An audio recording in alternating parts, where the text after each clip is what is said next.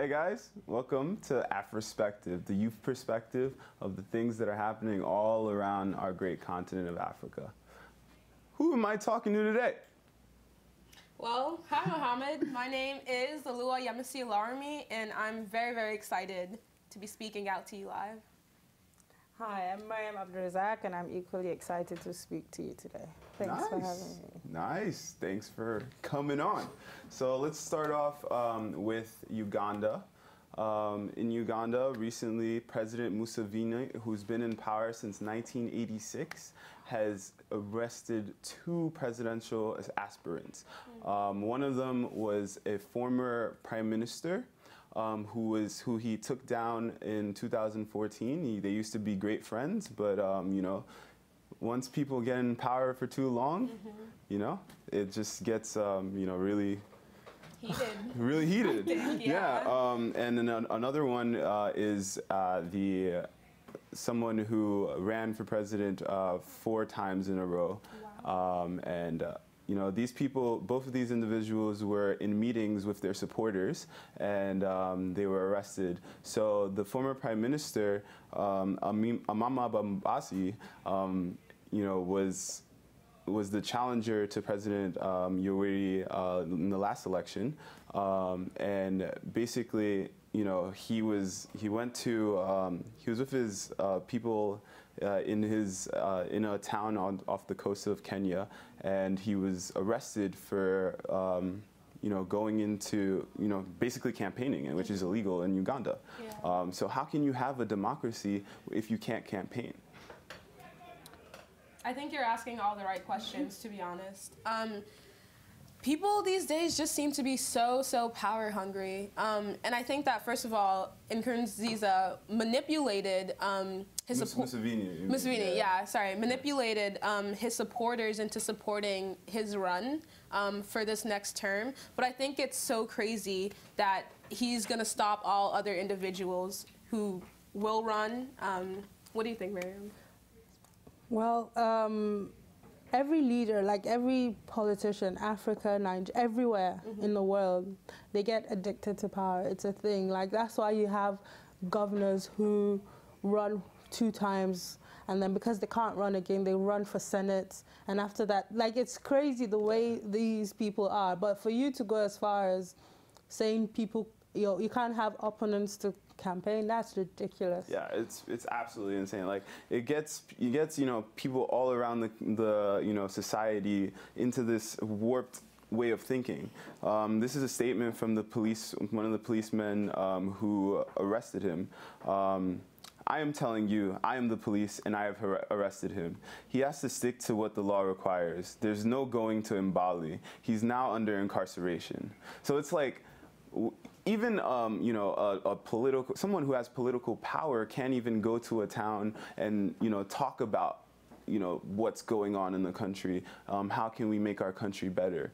And, you know, it's very sad that, you know, like, just, you know, somebody with political power. If somebody with political power can't do anything, what is to say? Who's to say that, you know, a random citizen can, you know, assemble to protest? You know, so it's like, it's very sad. Yeah, it is very sad. So let's move on to Burundi, where, you know, President Nkurunziza is running for a 3rd term, and, you know, the people have been up in arms. You know, in May there was supposed to be an election, and basically, you know, there was a coup attempt, and the election was pushed back. The coup attempt failed, and the deputy general in the coup attempt, basically, Ngendunama, he came on Kenyan television recently and said that, you know, if President Nkurunziza goes for this 3rd term,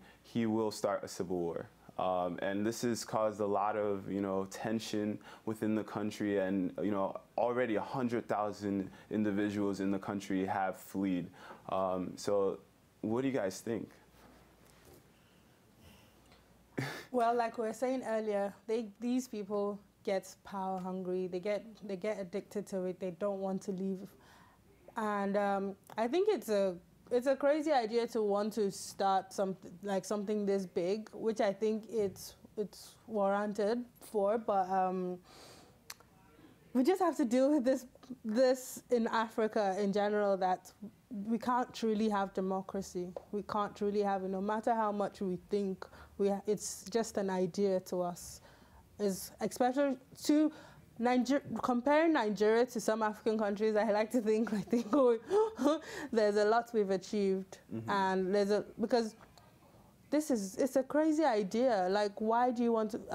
It happened when Obasanjo wanted to run for third term, and he had the fight with all these like legislators because they weren't having it, and Nigerians made sure that didn't happen, even if Obasanjo brought in his own person, but they didn't let him run. So yeah, it's crazy, and that's what they have to deal with, I guess. To me, something that's recently happened, a story that Sahara broke, was concerned the Senate president for the Nigerian National Assembly, Bukola Saraki. And he is a prime example of someone who is power hungry, money grubbing, which you'll find out in just a little bit. And so basically, we released some documents and some information that questioned his citizenship. He actually has a British passport, which has upset a lot of people because there are rules in the Constitution that says whether or not you are eligible to even hold the position that he holds or hold a position in the Senate if you are not a citizen or have not been birthed or have a father that is in Nigeria. So you see the Constitution that Nigeria has, there's a lot of loopholes to it. It's very flexible. It says one thing here and another thing there. So some of these questions need to be addressed. But also concerning Saraki, this is big news. So if you're out there, please listen to this right now. Saraki is a money launderer, and basically a story was released concerning him. Concerning him, and what happened was that when he was governor of Kwara State, he used a couple of shell companies to launder money into the bank. So I'll let that sit. But right now, what are your initial reactions concerning this story? This Bukola Saraki has been a thorn in our sides for the past few weeks. Just people all over Nigeria are realizing that, you know, he's a leader who's not about the betterment of, you know, the people in general. You know, billions of dollars laundered. You know, it's getting tiring. You know, we're seeing this all over with all of these EFCC press releases that are coming out. So, you know, what can we say about somebody like this? You know, this man is third in line for the presidency, and we're not sure, even if he becomes president, is it legal? Yeah. Is he, because he wasn't born in Nigeria. Potentially, allegedly. Yeah, allegedly, whatever. And then, you know, he's stealing all of our money. So, like, if he becomes president, if, you know, an emergency happens, you know, and he has to step up into leadership, what's going to happen? Who can we trust this man? Is this going to be another Abele Jonathan? Is this going to be another Sani Abacha? It's very scary. Yeah, Saraki is on a different class on his own when it comes to corruption and wanting power. Like Shore said the other day when he was interviewed, and he said Saraki would sacrifice anything and anyone to get what he wants. Yeah. So that just says it all. He's that kind of person. He wants something, he would go for it. He doesn't care if it affects who. And I like to believe that even if he went about going for Senate presidency in the right way, and he made, like, people actually voted for him, it would still mean that he didn't realize all his past is gonna come unhunt. He just thought, oh, this was him. This is I'm Saraki. I'm Senate president. So yeah. You know what? I'm even starting to think. I'm starting to think that Nigerians like the drama. So if we look at Runji Kashamu, who was recently elected senator, he is a drug lord, or he was a drug lord in America. Saraki is someone who's been laundering money. So I think that, I mean, for the people who are educated and know what these public officials have been doing, like, maybe it's something that we like. We like for the people we elect to have No, character. we don't want. Nigerian doesn't. No, Nigerians, we don't deserve corrupt politicians. That's it. We can't say we don't want the drama. We just want. Nigerians do not deserve corrupt politicians. That's all I can say. I mean, and we should talk. So does that mean that basically, do citizens who vote, do they really have power? Because if you're saying that we don't deserve and we don't want, I mean, I know that Saraki did his whole duplicity thing in getting elected as Senate president, but it seems that only the elected officials, they're the ones making the decisions, even in countries like Uganda and the other country that we talked about. So I'm trying to figure out exactly what power does citizen have. And no, I think the voice of the people is being, you know, more. Yeah, thanks to social media. You know, projected thanks to social media. But you know, you bring up a very good point. If all of the politicians in society are continuing to do this, is there a trickle down situation? Are we going to accept it as our culture to be corrupt? It's a very interesting point, but we should definitely move on. Yeah, so I think one good example of what I'm trying to say here is what happened in Gambia this week when a journalist was abducted basically by his own government. So what happened is officials who are a part of the National Intelligence Agency, NIA, of Gambia. They are said to be the two men that stole Mr. Cisse from his office. He's a journalist who works for the radio Teranga FM. And so the thing with Teranga is that they have long been in the government sites. And so it was launched in 2009, but then for the past couple years, the government has been shutting it down based on what they've been saying and publishing about what actually goes on. And so Mr. Cisse has been abducted. No one has heard from him. And there's a lot. It makes me feel a certain type of way when people who have professions to bring the truth and say the truth about the government are being stolen by the government that's supposed to be helping them. So I think that happens everywhere in the world. Which is just more low-key in most Western, in the West, because obviously there would always be a cover-up story. But in Africa, being who we are and what we stand for, they would be like, yes, this has happened, and you'd hear the government saying, yes, we took him, and there's nothing you can do about it. So definitely. That's that. Definitely. Yahya Jammeh is honestly one of those examples of it being acceptable to be out there in the open and be a dictator, a ruthless dictator. This man has nationalized, he's privatized every single, industry in the country and made it impossible to have, a market. He's made it, difficult. I remember there was a story when those people, in the Mediterranean Sea, with all the all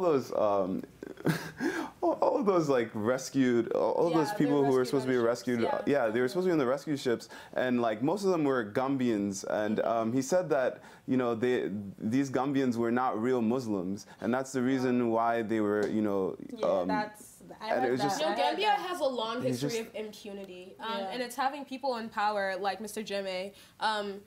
That's one of the problems. But I think what I'm thinking about right now is what is the future of truth tellers? So people who just want to educate other citizens, people who look for the truth to be exposed and to be told so that everyone knows what's going on. Yeah, our journalists in Ethiopia are being released in the light of Barack Obama, coming, but we're hearing that they're being monitored.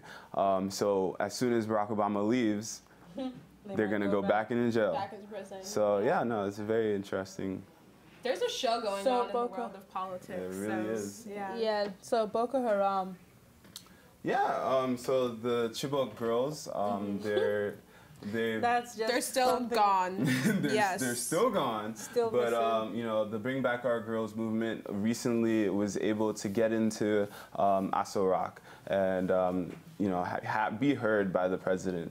And amidst this story, there's been rumors that there's an offer from from Boko Haram in exchange for prisoners, for like their leaders, we are going to get our girls back. And I don't know. So in exchange for 16 leaders, we're going to get 216 girls back. And, you know, I received this story with a lot of skepticism. Yeah, it is and crazy. I think we should, you know, it would be great to have them back. But I don't know. What do you guys think? How are we sure they're even alive? Like, how are we sure there are 216 girls? You're Like, asking the right how are question. we sure like, at the end of the day, it's like, you'll be damned if you do, you'll be damned if you don't, because you don't want to release 16 terrorists into the world again, because obviously they're not going to be released to make peace or go and start doing finding jobs or anything. They're going to be destructive. They're going to do worse things. But also, you think about it, what if these girls are alive? Like, it's just a tricky situation, and I don't even want to think about anybody who has to be the one to make the decision. Yeah. I think the situation is very, very, very complex, because you're right, balancing the lives of more than 200 girls against the dangers of freeing extremists is just like, what do we do with this? So right now, Femi Adesina, who is the presidential advisor, has said that the government is not averse to talking about this and figuring out the negotiation concerning the girls' lives and the freedom of these extremists. But we need to understand that Boko Haram is a 6-year-old Islamic uprising that has killed more than 13,000 people and more so forced 1.5 million from their homes. So I just think having these leaders captured, if even that is true. You don't want more of them out into the world. Yeah, but you know, it's a very tough, you know, situation, because at the same time there are a lot of individuals who were caught in the fray of the whole Boko Haram situation that may not be completely guilty. So Muhammad Buhari has offered a clean slate for negotiations, because you know, a lot of these prisoners and people who are suspected to be Boko Haram militants have been mistreated and killed in prison. So you know, having a clean slate for negotiations may be, you know, a way to like look forward to the future, because if we continue to like create this divide, how can we have one Nigeria? For me, I can't wait to see what President Buhari decides to do about this, because he obviously is the chief decision maker and he's going to take everything into consideration. But I think more so, it's really interesting to me to see the pace at which he's been moving, you know?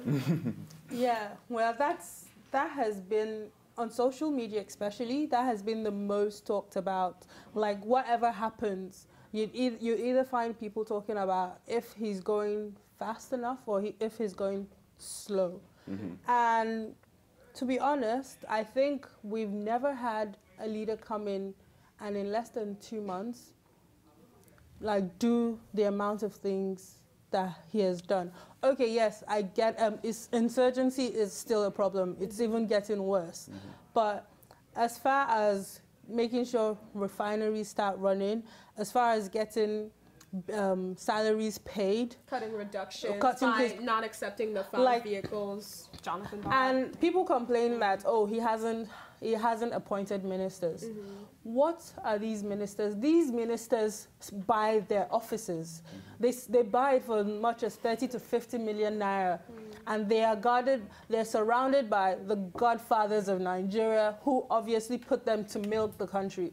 So if Buhari, in my own opinion, if he hasn't appointed ministers, he knows what he's doing. He's the going through the selection process. The corruption in Nigeria is cancer, and you don't bring more cancer into the problem. You take out, and he's trying to make sure he does as much as he can as a not necessarily as a one-man team, but as few people as, like, he trusts these people he's doing work with. And that is how you can work. You can't work with people you don't trust. You can't work with people you think, a particular person who I don't think has, for some reason, hasn't like said who they are, but has said he's been, like, the president himself is like vetting him for a ministerial appointment. So he's trying to make sure he's all hands.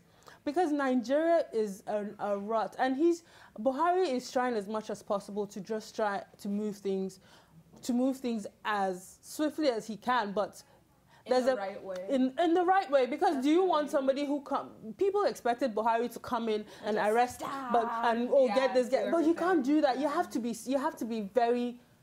be smart about these things. This is politics, and this requires a lot of